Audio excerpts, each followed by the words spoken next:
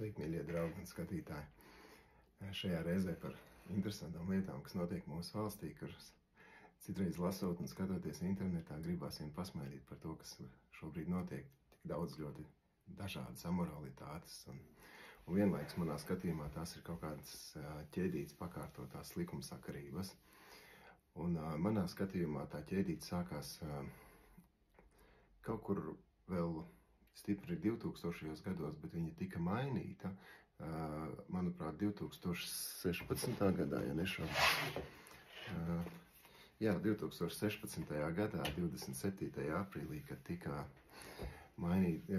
ieviesti Eiropas regulas grozījumi par fiziskas personas datu apstrādes likumu, un kurš nosaka principā to, ka tagad tāda sensitīvā informācija ir pieejama tikai valsts struktūrām, bet cilvēki privātajā sektorā starp personām, starp uzņēmumiem ir stipri jāpiedomā par to, kā mēs šo informāciju izmantojam.